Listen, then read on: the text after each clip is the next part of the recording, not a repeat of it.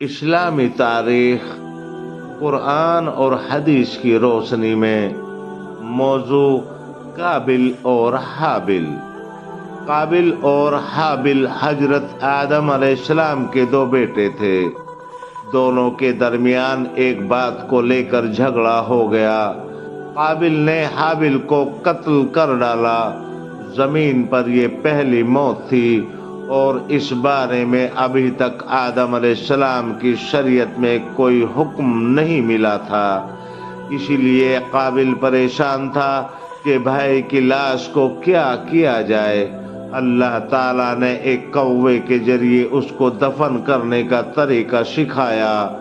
یہ دیکھ کر قابل کہنے لگا، ہائے افسوس، کیا میں ایسا گیا گزرا ہو گیا کہ اس کوے جیسا بھی نہ بن سکا۔ پھر اس نے اپنے بھائی کو دفن کر دیا۔ یہیں سے دفن کرنے کا طریقہ چلا آ رہا ہے۔ حضور صلی اللہ علیہ وسلم نے قابل کے متعلق فرمایا، دنیا میں جب بھی کوئی شخص ظلماً قتل کیا جاتا ہے تو اس کا گناہ حضرت آدم علیہ السلام کے بیٹے قابل کو ضرور ملتا ہے۔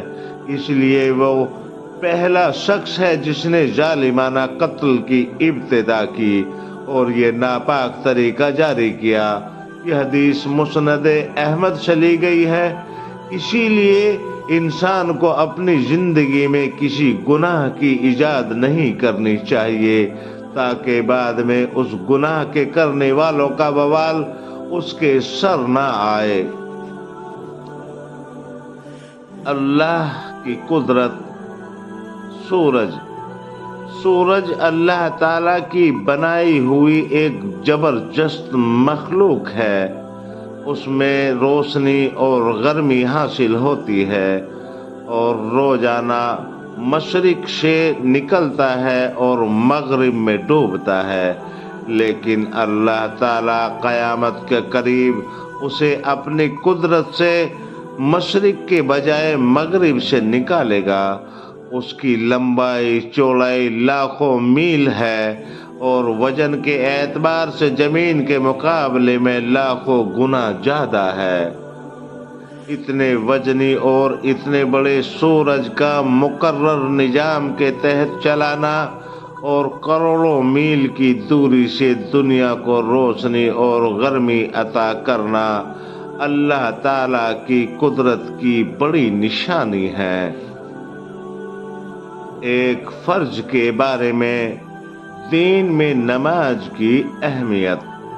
ایک آدمی نے رسول اللہ صلی اللہ علیہ وسلم سے عرض کیا، اے اللہ کے رسول صلی اللہ علیہ وسلم، اسلام میں اللہ کے نزدیک سب سے زیادہ پسندیدہ عمل کیا ہے؟ آپ نبی کریم صلی اللہ علیہ وسلم نے فرمایا، نماز کو اس کے وقت پر ادا کرنا، اور جو شخص نماز کو جان بوجھ کر چھوڑ دے اس کا کوئی دین نہیں ہے، اور نماز دین کا ستون ہے۔ ایک سنت کے بارے میں وضو میں کانوں کا مسح کرنا۔ حضرت عبداللہ بن عباس رضی اللہ تعالی عنہ فرماتے ہیں کہ رسول صلی اللہ علیہ وسلم نے وضو میں اپنے سر مبارک کا مسح فرمایا اور اس کے ساتھ دونوں کانوں کا بھی، اس طریقے پر کہ کانوں کے اندرونی حصے کا مسح تو شہادت کی انگلی سے مسح فرمایا اور باہر کے حصے کا دونوں انگوٹھوں سے۔ ایک اہم عمل کی فضیلت، عاشوراء کے روزے کا ثواب۔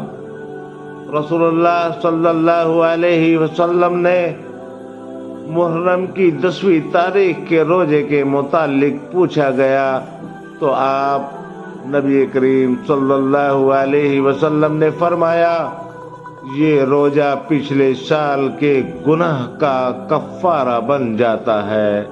یہ حدیث مسلم سے لی گئی ہے۔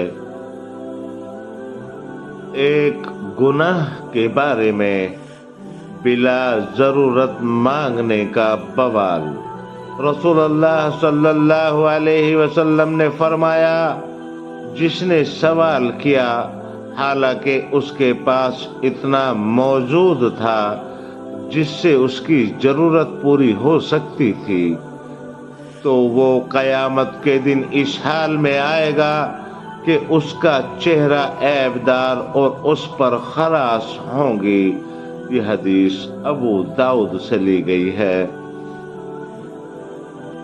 दुनिया के बारे में हुजूर सल्लल्लाहु अलैहि वसल्लम के घर वालों का सब्र। हजरत इब्ने अब्बास रजी अल्लाह ताला अन्हु बयान करते हैं कि रसूलुल्लाह सल्लल्लाहु अलैहि वसल्लम और आपके घर वाले बहुत सी रात भूखे रहते थे। उनके पास रात का खाना नहीं होता था। जब उनके पास खाना आम तौर से जौ की रोटी होती थी। यह हदीस तिरमिजी से ली गई है।